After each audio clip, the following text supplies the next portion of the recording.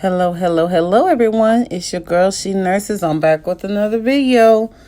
Okay, now, thank you so much to all of my subscribers that properly commented under the videos with their Cash App information. And I will put all of those names that I got in my email in a jar, bowl, whatever tonight. And I am going to announce the winner later tonight. So make sure you screenshot what day you actually made your comment and did it the correct way. I am getting the emails in and I appreciate it very much so that I can make an honest decision.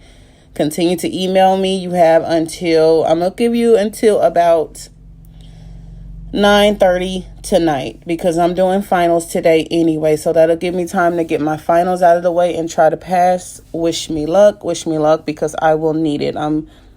I have 5 assignments to do for finals. So, my goodness, you guys, have you been watching this Darryl and Larry Reid case? Have you been watching this? Last night, Darryl hit us with a boomerang. Do you hear me? I didn't see that coming. Did any of y'all see that coming? Because I was sitting here wondering, okay, Darryl is, telling us, he's giving us little nuggets, little gems he's dropping on us to try to hint around so we can peek through a little bit to kind of see where he's going. But baby, after he said what he said, I'm like, this is Olga, baby. Olga is busy, honey. She's getting this paperwork together. That little typewriter about to fall off the desk, honey. The trophy's about to fall off the wall, baby. She is on the move. She has got to respond to this because I wasn't ready for it. Come on, Olga, get it with your fingers. Come on, magic fingers. Let's type up a response to this because I was not ready. And so I'm just sitting here enjoying the video. And Darryl comes up with, watch this. It's like I saw the paperwork falling like, oh, yeah. Anyway, so I was like, oh, I am listening. You have my undivided attention. What's tea? That's how I turned around, y'all. I wasn't ready. So Darryl was like, okay, let me tell y'all this. What you gonna do now, Larry? Because I found this little nugget, this little loophole right here.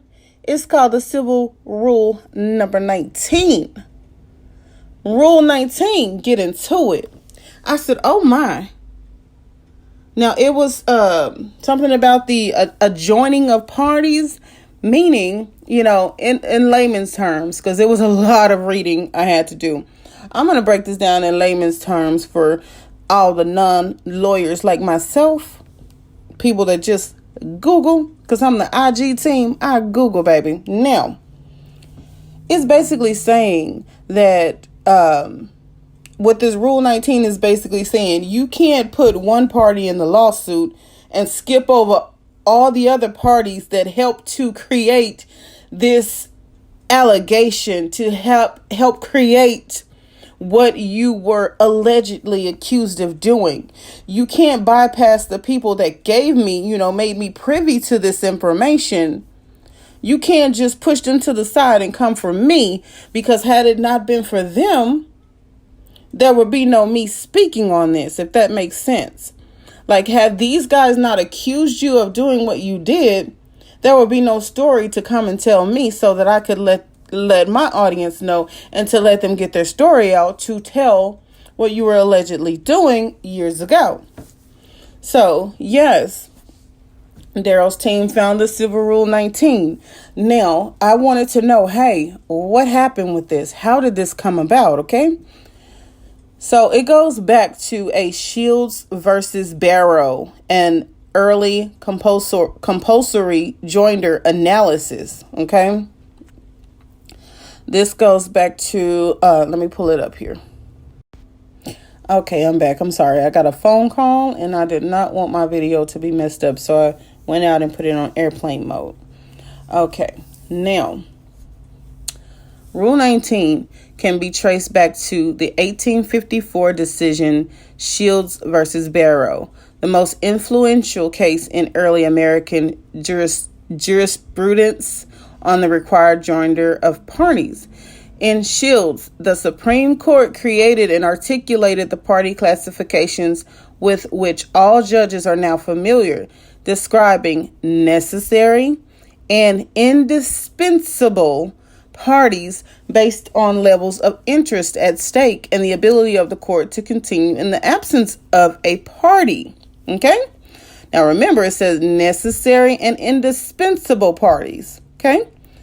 Dissatisfied with an argument to repurchase his recently sold plantation, Robert Barrow filed a suit against two Mississippi citizens in a federal circuit court in Louisiana, alleging that the agreement was improperly obtained. This arrangement involved a promissory note signed by a Louisiana citizen and endorsed by 6 individuals, the 2 Mississippi defendants and 4 Louisiana citizens. Joining the Louisiana signatory and the 4 Louisiana endorsers would have defeated complete diversity and prevented the circuit court from exercising jurisdiction over the case. Let me say this again. Joining the Louisiana signatory and the 4 Louisiana endorsers would have defeated complete diversity and prevented the circuit court from exercising jurisdiction over the case. Thus, Barrow sued only the Mississippi endorsers represented. The Supreme Court reversed, holding that the Louisiana citizens were indispensable parties and that the circuit court had no power to issue a decree in their absence. Roll that beautiful bean footage back. The Supreme Court reversed, holding that the Louisiana citizens were indispensable parties and that the circuit court had no power to issue a decree in their absence. So, it was reversed. Now, do you understand? You cannot properly file a suit according to Rule 19 without including all of the necessary parties involved.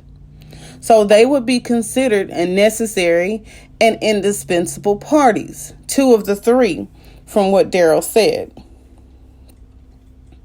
So,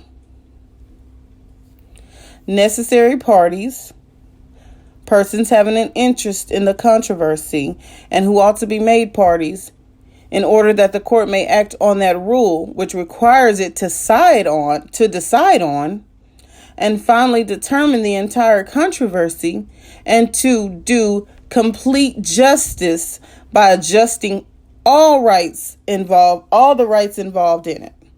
Okay? So indispensable parties, it goes on to say, on the other hand, are persons who not only have an interest in the controversy, but an interest of such a nature that a final decree cannot be made without either affecting that interest or leaving the controversy in such a condition that its final termination may be wholly inconsistent with equity and good conscience.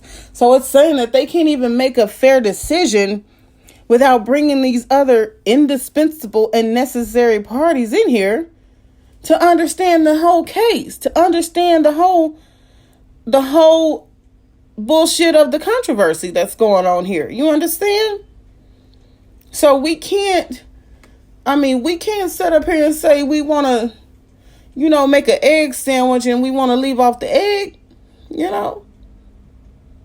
We want to leave off the whole meat of this dish. Can't do that. Not according to Rule 19. So this is going to be interesting, you guys. I cannot wait. I'm just like, this is like watching a good movie in real life, in real time, with real situations, because I was not expecting this at all. So yes. So what do y'all think? Will the Rule 19 stick, or will it be washed under the rug? How can they spin this? What will they be able to say to overrule the Civil Rule 19? What will they do to overrule this? Like, I am so curious to see how they are going to bypass this. Because, like I said, there would have been no controversy, no issue or anything had the story not been brought to Darryl's lap, had it not been laid on his lap.